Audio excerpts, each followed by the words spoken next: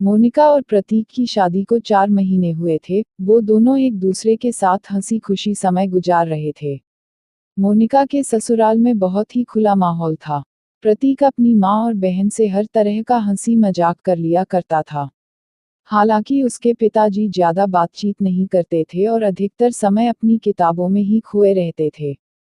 लेकिन प्रतीक की माँ और बहन आपस में सारी बात शेयर करते थे।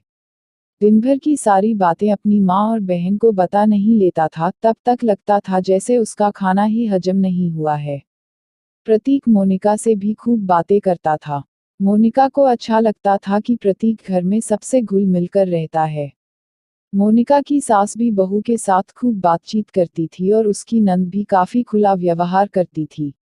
शादी की पहली रात मोनिका और प्रतीक काफी थके हुए थे, तो वह दोनों थोड़ी बहुत बातचीत करने के बाद सो गए थे। लेकिन अगली सुबह मोनिका की नंद पूजा उसे छेड़ते हुए कहने लगी, भाभी लगता है भैया ने आपको रात भर सोने नहीं दिया होगा। अपनी अविवाहित नंद के मुंह से ऐसी बातें सुनकर रजनी के कान शर्म के मारे लाल हो गए। उसकी सास भी उसे छेड़ते हुए बोली, देखो बहू, हमारे लला की आदत मत बिगाड़ देना, उसे जरा जल्दी सोने की आदत है। तुम रात में उसे ज्यादा परेशान मत करना। रजनी शर्म के मारे कुछ बोल नहीं पा रही थी। तभी प्रतीक कमरे से बाहर आया और वह अपनी माँ से कहने लगा, माँ यह तुम क्या बोल रही हो, यह मुझे क्या परेशान करेगी। अब तो मैं इसे परेशान करूंगा। इतना कहकर वह जोर से ठहाका लगाकर हंस पड़ा तो मोनिका झेप गई और सोचने लगी कि भला कोई बेडरूम की बातें ऐसे माँ और बहन के सामने करता है क्या।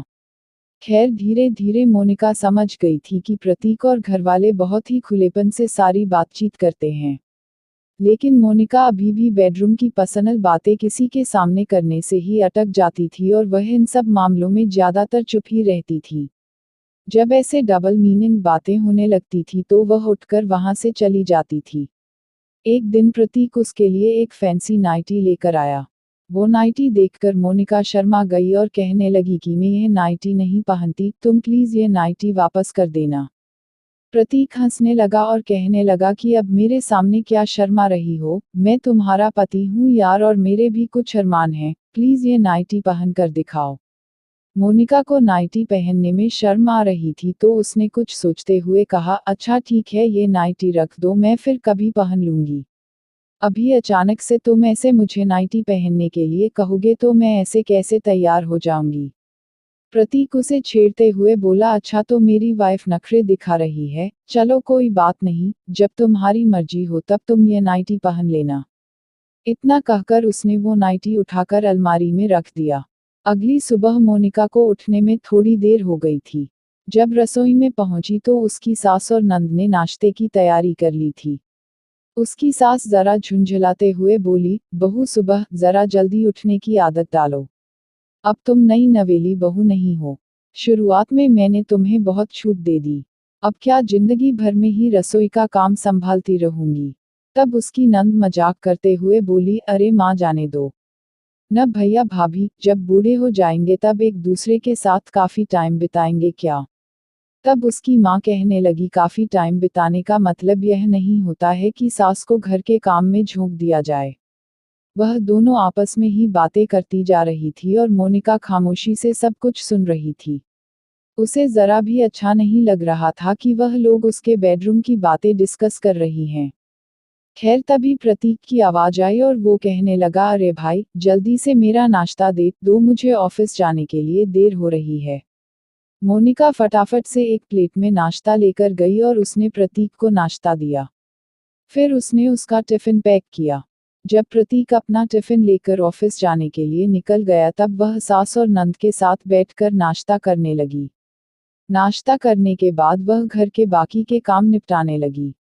काम खत्म करके जब मोनिका नहा धोकर तैयार होकर अपने कमरे से बाहर आई तो उसकी नंद कहने लगी, भाभी फ्रिज में पालक रखे हुए हैं, आज जरा प्याज और पालक के पकोड़े बना दो ना। वो कहने लगी, ठीक है साथ में चाय बना लेती हूँ।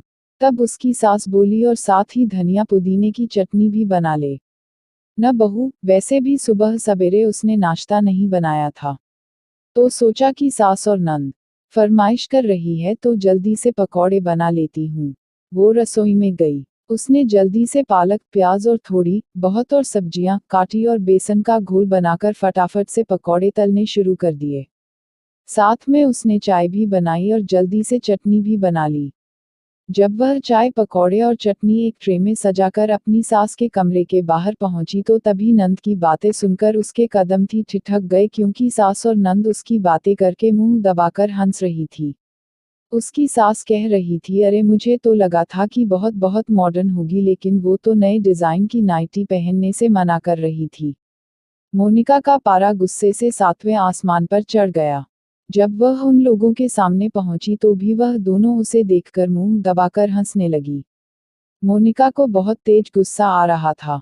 उसने तुरंत ही अपने कमरे में आकर प्रतीक को फोन किया और पूछ बैठी कि तुमने कल रात वाली बात अपनी माँ और बहन को भी बता दी। प्रतीक झुंझलाते हुए बोला, तो क्या हो गया, बता दिया तो बता दिया। उसके लिए तुम मुझे फोन करके परेशान कर रही हो?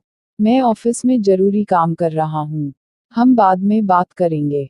मोनिका चिढ़ गई और कहने लगी, हमारे बेडरूम की बातें अपनी माँ और बहन को बतानी जरूरी थी क्या? तब प्रतीक ने गुस्से में कहा, हाँ, मैं बेडरूम की सारी बातें माँ और बहन को भी बताऊंगा। वो मेरे अपने हैं, कुछ बता भी दिया तो दिक्कत क्या है? अब अपने दिल की बातें मैं अपने परिवार से नहीं कर सकता क्या? याद रखो, तुमसे पहले मेरा परिवार मेरा अपना है। मोनिका स्तब्ध सी रह गई। वह सोचने लगी कि इस तरह बेडरूम की बातें दूसरों को बताने का क्या मतलब है। फिर मोनिका ने सोचा कि प्रतीक को सबक सिखाना ही पड़ेगा। काफी देर तक सोचने के बाद उसने सोच लिया था कि उसे क्या करना है। एक बार संडे को मोनिका की माँ और बहन उससे मिलने के लिए घर पर आई हुई थी।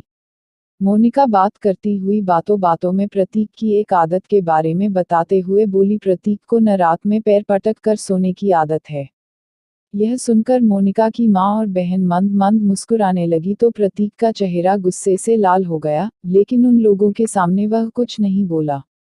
फिर मोनिका ऐसे ही बातों में बोलने लगी कि प्रतीक का काम आजकल कुछ ठीक नहीं चल रहा है, शायद उसकी कंपनी भी छूटने वाली है। प्रतीक को डर लगता है कि कहीं उसे काम से न निकाल दिया जाए।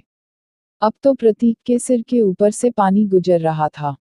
उसने मोनिका को बहाने से कहा, अरे सुनो न, फ्रिज मिठाई रखी है तो मम्मी जी के लिए लेकर आओ न। मोनिका मुस्कुराते हुए जब मिठाई लेने के लिए किचन में गई तो पीछे पीछे प्रतीक भी किचन में पहुंच गया और कहने लगा कि तुम्हें हमारी पर्सनल बातें अपनी माँ और बहन को बताने की क्या जरूरत है? तब मोनिका ने उस दिन की बात याद दिलाते हुए कहा, कैसे है? मैंने भी तुम्हें कहा था कि बेडरूम की बातें तुमने घर में सबको क्यों बताई? तब तो तुमने मुझे समझा दिया था कि यह लोग मेरे अपने हैं। तो क्या मेरी मम्मी और मेरी बहन मेरे अपने नहीं हैं? मैं भी उनसे कोई भी बात कर सकती हूँ। क्या वो लोग तुमसे ज्यादा मेरे अपने नहीं हैं? मोनिका ने जानबूझकर पति को सबक सिखाने के लिए यह बात अपनी माँ और बहन के सामने उठाई थी। अब तो प्रतीक अपनी ही बातों में उलझकर रह गया था। थोड़ी देर तक वो खामोशी से मोनिका को घूरता रहा।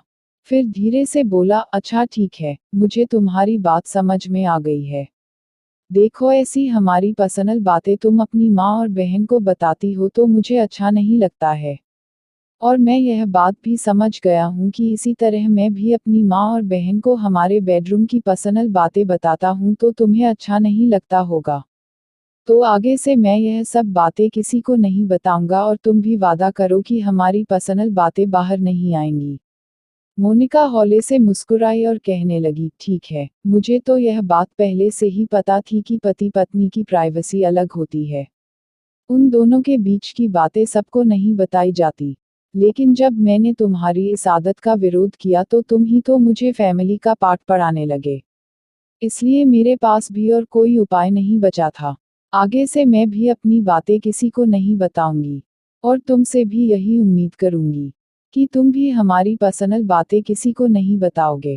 प्रतीक ने अपने कान पकड़ते हुए कहा कि आज मुझे समझ में आ गया है कि हमारी पर्सनल बातें अगर तुम किसी को कहती हो तो कितनी तकलीफ होती है।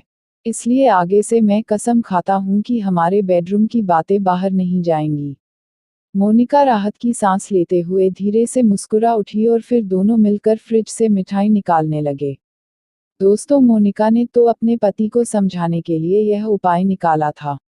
लेकिन बहुत से लोग ऐसे होते हैं जो अपने घर वालों को बेडरूम की सारी बातें बता देते हैं, लेकिन दोस्तों ऐसा नहीं करना चाहिए। आपकी क्या राय है? कमेंट बॉक्स में अपनी राय जरूर बताइए और इस कहानी को ज़्यादा से ज़्यादा शेयर जरूर करें और वीडियो को लाइक जरूर करें। आपके एक लाइक से हमारे को बहुत ही ज़्यादा मोटिव मिलता है ऐसी ही कहानियाँ बनाने के लिए। विस्मयादिबोधक चिन्ह, विस्मयादिबोधक चिन्ह। जय श्री कृष्णा।